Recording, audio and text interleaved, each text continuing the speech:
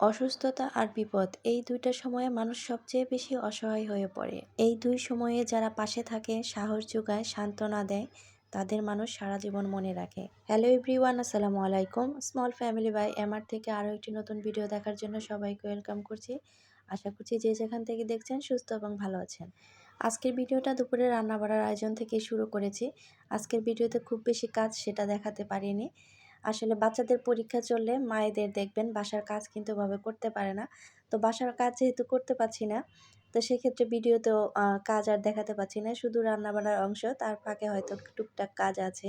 গত ভিডিওতে আমি সবার কাছে আমার পরিবারের সবার জন্য দোয়া চেয়েছিলাম। তো গত ভিডিওটা যাদের কাছে পৌঁছেছে সেই সব আপুরা অনেক সুন্দর করে কমেন্ট করেছে এবং দোয়া করেছে। তাদের জন্য রইল আমার মন থেকে অনেক অনেক দোয়া এবং ভালোবাসা। তো এখন এই মুহূর্তে যারা আমার ভিডিওতে ক্লিক করেছেন এবং ভিডিওটি দেখা শুরু করেছেন, তারা প্লিজ ছোট্ট একটি লাইক দিয়ে আমার ভিডিওটি কন্টিনিউ করবেন।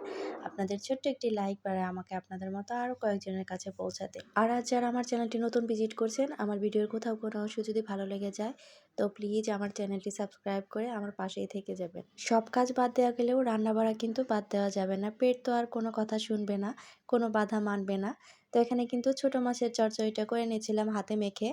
আর এই যে একটা কড়াই, এই একটা কড়াই কিন্তু আমার রান্নাঘরের কাজকে করে দিয়েছে অনেক সুন্দর এবং সহজ। এখন কিন্তু প্রায় সময় দেখা যায় গ্যাস থাকে না বললেই চলে। তো গ্যাস না থাকলে কিন্তু রান্না করা খুব কষ্ট হয়ে যায়। তো ইন্ডাকশনে সব পাতিল কিন্তু রান্না করা যায় না। নির্দিষ্ট কিছু পাতিল আছে যেগুলোতে ইন্ডাকশনে রান্না করা যায়। তো ওরকম পাতিল আমার কাছে ছিল না। তো এই কড়াইটা আমি কিছুদিন আগে কিনেছি। এই কড়াইটা আমার রান্নাঘরকে যেমন সুন্দর করেছে, তেমনি কিন্তু আমার রান্নাকেও সহজ করে দিয়েছে। গ্যাস না থাকলেও এখন আর সমস্যা হয় না, এটাতে অনায়াসে রান্না করে ফেলতে পারি। আগে কিন্তু অনেক ঝামেলা পোহাতে হতো। গ্যাস না থাকলে রান্না বাড়া বন্ধ হয়ে যেত। আর যে অল্প অল্প গ্যাস থাকতো, অল্প গ্যাসে রান্না করলে কিন্তু খাবার টেস্ট নষ্ট হয়ে যায়, খাবার খুব একটা বেশি ভালো লাগে না। অন্য দিক থেকে অল্প আঁচে রান্না করতে গেলে অনেক সময় লাগতো, অনেক কষ্ট হতো। তো সেই সময় এবং কষ্ট দুটোই আমার কিন্তু এখন সহজ হয়ে গিয়েছে এই একটি মাত্র কড়াইয়ের জন্য।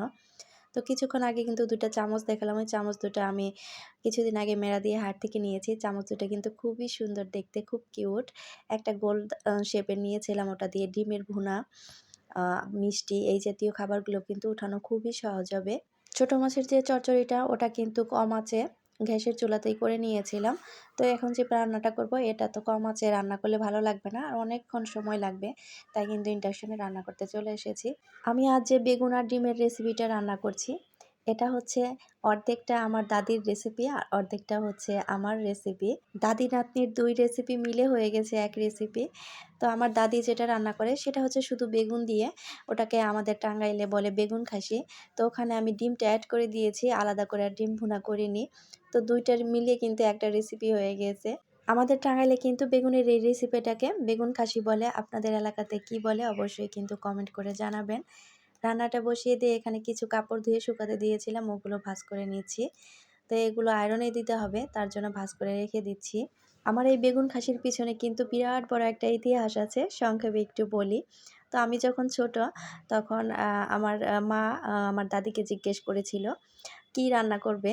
তো আগের দিনের বউরা কিন্তু দেখা যেত নিজেরা, আমরা যেরকম এখন নিজেরা মাতব্বরি করে সংসার চালাই, রান্নাবাড়ি করি, আমাদের মায়েদের সময় কিন্তু এটা ছিল না। তারা শাশুড়িদের কাছ থেকে শুনে রান্না করতো বা কী করবে সেটা করতো। তো তখন আমার দাদি আমার মাকে বলেছিল বেগুন খাসি রান্না করতে। তো তখন তো ছোট ছিলাম, বেগুন খাসি কী জিনিস সেটা তো আসলে বুঝতে পারিনি। তো ভেবেছিলাম বেগুন দিয়ে খাসির মাংস রান্না করবে। এটা ভেবে তো দুপুরে খাবার আগে খুব খুশি ছিলাম। যখন খেতে বসেছি, যখন আম্মা খেতে দিয়েছে, তো তখন তো শুধু এই যে বেগুনের খাসি এটাই দিয়েছে, মাংস তো আর প্লেটে পড়ছে না। তো তখন আম্মাকে জিজ্ঞেস করলাম মাংস দিচ্ছ না কেন? তো আম্মা বলল মাংস তো রান্না হয়নি। তো বললাম যে তোমরা যে বললা বেগুন খাসি রান্না করবা।